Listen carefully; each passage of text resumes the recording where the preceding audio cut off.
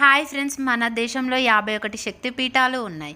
ఒక్కొక్క పీఠం వెనుక ఒక్కొక్క గాఢమైన కథ దాగి ఉంది. ఈ శక్తిపీఠాల వెనుక ఉన్న మహాకథ గురించి ఓ మాయాజల యాత్రలాగా తెలుసుకుందాం.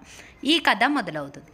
ఆదిశక్తి సతీదేవి నుంచి. సతీదేవి పరమశివుణ్ణి ప్రేమించి ఆయనని వివాహం చేసుకుంది. కానీ ఆమె తండ్రి దక్షుడు అసలు ఇష్టపడలేదు. ఒకసారి దక్షుడు గొప్ప యజ్ఞం చేశాడు, కానీ శివుణ్ణి సతీదేవిని ఆహ్వానించలేదు.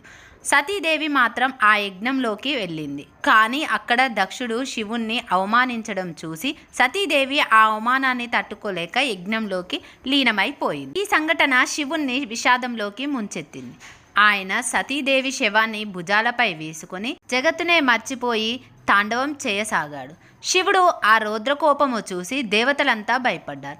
ఏమి చేయాలో తెలియక వాళ్ళు విష్ణుమూర్తిని ఆశ్రయించారు. అప్పుడు విష్ణుమూర్తి తన సుదర్శన చక్రంతో సతీదేవి శరీరాన్ని 51 ముక్కలుగా చేసి భూమిపై విసిరాడు.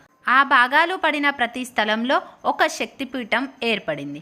ఒక్కొక్క పీఠంలో అమ్మవారు ఒక్కొక్క రూపంలో స్థిరమైనారు. మరి ఈ శక్తిపీఠాలు ఏంటో కొన్ని ఉదాహరణలు చూద్దామా? మొదటిది కాళీఘట్, కోల్కతా. ఇక్కడ సతీదేవి ముఖభాగం పడిందని చెప్తారు. అమ్మవారు ఇక్కడ కాళికాదేవిగా దర్శనమిస్తారు. ఈ ఆలయము భక్తులకు శక్తి, ధైర్యము ఇచ్చే కేంద్రంగా ప్రసిద్ధి.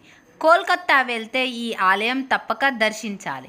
రెండవది కామాఖ్య అస్తం. ఈ పీఠము చాలా ప్రత్యేకమైనది. ఇక్కడ సతీదేవి యోని భాగం పడినట్లు విశ్వసిస్తారు. అమ్మవారు కామాఖ్యాదేవిగా ఉంటారు. ఈ ఆలయము శృంగార శక్తి, సృజనాత్మక శక్తి ప్రతీక. ఇక్కడ అమ్మవారి ఆలయంలో పూజలు చేస్తే మన కోరికలు నెరవేరుతాయని భక్తుల నమ్మకం. మూడవది విశాలాక్షి, వారణాసి. ఇక్కడ సతీదేవి చెవుల భాగం పడిందని చెప్తారు. అమ్మవారు విశాలాక్షిగా దర్శనమిస్తారు. వారణాసి అంటే ఆధ్యాత్మిక కేంద్రము. అక్కడ ఈ శక్తిపీఠం మరింత పవిత్రతను జోడిస్తుంది. నాలుగవది శ్రీశైలము, ఆంధ్రప్రదేశ్. ఈ పీఠము మన తెలుగునాట గర్వకారణము. ఇక్కడ అమ్మవారు భ్రమరాంబికగా ఉంటారు. శ్రీశైలము ఒక శక్తిపీఠం మాత్రమే కాదు, ఒక జ్యోతిర్లింగ క్షేత్రము కూడా.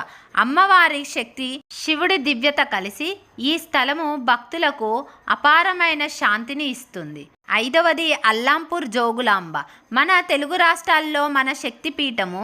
ఇక్కడ అమ్మవారు జోగులాంబగా రౌద్ర రూపంలో దర్శనమిస్తుంది. ఈ ఆలయము శక్తి, ధైర్యము, రక్షణలకు ప్రసిద్ధి. ఇక్కడ పూజలు చేస్తే అడ్డంకులు తొలగిపోతాయని భక్తుల నమ్మకం. ఇలా 51 శక్తిపీఠాలు భారతదేశం అంతటా విస్తరించి ఉన్నాయి. కన్యాకుమారి, హిమాచల్ ప్రదేశ్, మహారాష్ట్ర, ఒడిస్సా, కాశ్మీర్. ఒక్కొక్క శక్తిపీఠం, ఒక్కొక్క కథ, ఒక్కొక్క శక్తి. కొన్ని పీఠాల అమ్మవార్లు శాంతి రూపంలో ఉంటే మరికొన్నింటిల్లో రౌద్ర రూపాల్లో దర్శనమిస్తాయి. ఇది శక్తి యొక్క 2 పార్శ్వాలను, సృష్టి మరియు సంహారాన్ని సూచిస్తుంది. ఈ శక్తిపీఠాలు కేవలము ఆలయాలు కాదు, ఆదిశక్తి యొక్క వైభవ సాక్ష్యాలు. ప్రతి పీఠం వెనుక ఒక సందేశం ఉంది. శక్తి ఒక్కటే కానీ ఆమె రూపాలు, తత్వాలు అనేకము. ఉదాహరణకు కామాఖ్యలో అమ్మవారు సృజనాత్మక శక్తి సూచిస్తే జోగులాంబ వద్ద రౌద్రశక్తిని చూడొచ్చు. ఈ రూపాలు మన జీవితాల్లో రకరకాల దిశలను, భావాలను ప్రతిబింబిస్తాయి. ఇంకొక ఆసక్తికరమైన విషయము, ఈ 51 శక్తిపీఠాలు దర్శించడము అనేది ఒక గొప్ప ఆధ్యాత్మిక యాత్ర. కొందరు భక్తులు జీవితంలో ఒక్కసారైనా ఈ పీఠాలను దర్శించాలని కోరుకుంటారు. ప్రతి పీఠంలో అమ్మవారి శక్తి మనలో కొత్త ఉత్సాహాన్ని, శాంతిని నింపుతుంది. మీరు ఎప్పుడైనా శక్తిపీఠాన్ని దర్శించారా? అది ఆదిశక్తి అనే మనలో ఉంది. మనం ఎదుర్కొనే సవాలు జయించడానికి, జీవితంలో ముందుకు సాగడానికి ఈ శక్తి మనకు సహాయం చేస్తుంది. అమ్మవారి ఈ రూపాలు మన ధైర్యాన్ని, భక్తి, జ్ఞానాన్ని ఇస్తాయి. ఇంకా చెప్పాలంటే ఈ శక్తిపీఠాలు మన సంస్కృతి. మన దేశంలో భిన్న ప్రాంతాలు, భాషలు, సాంప్రదాయాలు ఒకచోట చేరి ఒక గొప్ప శక్తి ఈ పీఠాల్లో ఉంది.